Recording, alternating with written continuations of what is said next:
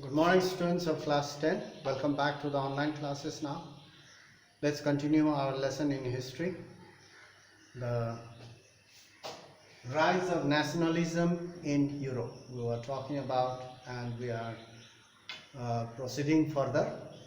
In our previous class we have talked about the most of the European countries, they were ruled by despotic kings, cruel kings.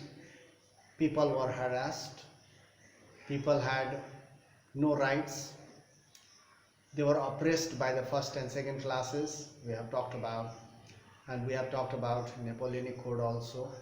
And here the making of nationalism in Europe 2.0. Further, the countries such as Germany, Switzerland, Italy, Holland and many more other countries, as we know now today, they were actually ruled by various small kingdoms, kings, such as just like our India was also governed by so many small kingdoms or kings. It was divided into number of parts. Similarly, in Europe also, was also like that. It was just the same like in Europe, like in India. Germany, Italy, Switzerland and many more countries, as we know now, were divided into small kingdoms ruled by Bourbon kings. Very often these kings were very despotic or cruel. So they often fight among themselves. They used to fight among themselves, and they ruined their treasury, royal treasury. People were killed, people were harassed, and in order to maintain their army and to continue fighting with other countries, they had to increase the taxes. So many things happened during that time. So really people were not happy with the kings and they were upset. So they did not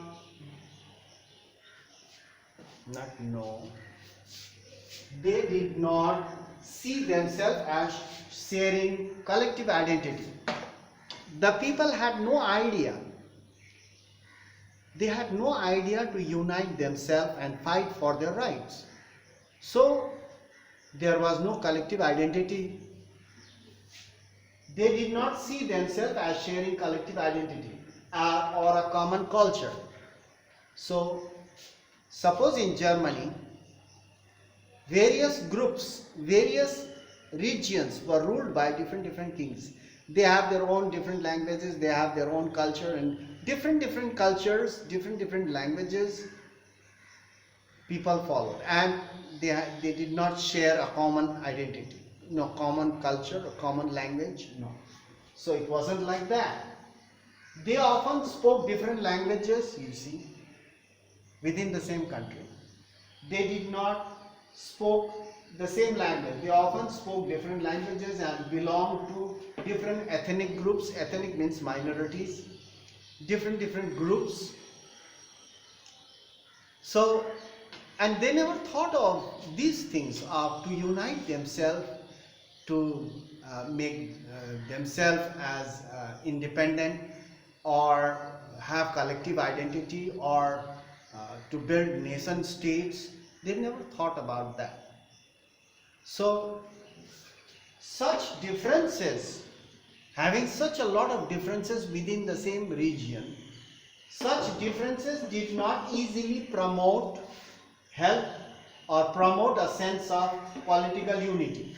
So having such a differences, such a variety, such a different types of people, different cultures, different languages, different ethnic groups, so having to easily, it did not help to promote easily a sense of political unity. The only tie binding, the only thing they were united was loyalty to the king. All had to be loyal to the king. So in other matters they were different, but under one matter they were united. What? The only tie binding, uniting these people of diverse groups together was a common loyalty to the king. Loyalty means sincerity. They have to be sincere to the king. Whatever king says, they have to follow. Whatever rules and regulations made by the king, they have to follow. In this matter, they were united, but in other matters such as culture, languages, they were different. They were not united. So, this was the background before revolution, before feeling of nationalism. This was the scene. Now, the aristocracy, another scene, the aristocracy, high classes, and the new middle class. New middle class, we know that. New middle class were educated people.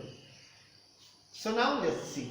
Socially and politically, in the society or in the politics, socially and politically, a landed aristocracy.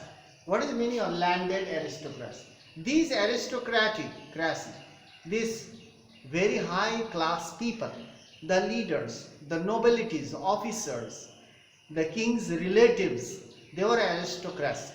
The people of the first and second classes, aristocracy. They owned big pieces of land in the village as well as in the towns. They were very rich. Landed aristocracy, they owned big pieces of land, was the dominant class. They were the dominant class because they had power, they had money and power. So therefore they dominated the third class, third state people. They were the dominant class. Though their numbers were very small, they had a very small group. So, but they were quite dominant because they had power and money. They were united, these dominant class, aristocracy. First we will talk about aristocracy. Middle class we will talk about later on. First we will talk about aristocracy, the first and second class people. They were united by a common way of life. Common way of life means they owned big buildings, they owned big pieces of land, they owned big business. They were united by a common way of life. Their families were often connected. Their families were connected by ties of marriage. From first class, a person from first class used to marry another person from the first class. Second class to second class. First class, second class. They used to get married, but never with the third class. Though some of the people in the third class, third estate were very rich, prosperous, educated, but they never married with the first one. There were no inter-state marriages. So, they were often connected by the ties of marriage. Who? The aristocracy. Not with this middle class. These people were united in a number of ways. However, they were a small group. However, their number was very small. The small group, 10%. Just say 10%. 90% were peasants and workers of the third estates who paid the taxes. You know it, we have learned in class 9. Only the 10%, very small group, they were aristocracy and they were the dominant class. Why? Because they had the money and the power. They were rich. So, we'll talk about in our next class about the middle class, who were educated and who started the revolution, who started the feeling of nationalism in Europe, and the revolution took place, and then later on they became independent countries. It's a long story. But these middle class who are educated, they took the initiative. They started this, a sense of nationalism, a feeling of nationalism. Because you can see there is no question of nationalism over here. Here also no question of nationalism. They are dominant class. Now we'll talk about the feeling of nationalism in our next further classes. So that's all for today. Thank you for watching. We'll meet in the next class and carry on our lessons. The only thing, you go through the online portal every day. It doesn't take long time, very short, but you can understand and becomes very clear. In the book it is very long and lengthy. So here I made it short so that you can understand the main points and you can remember things well. So that's all for today. We'll meet in the next class. Thank you for watching.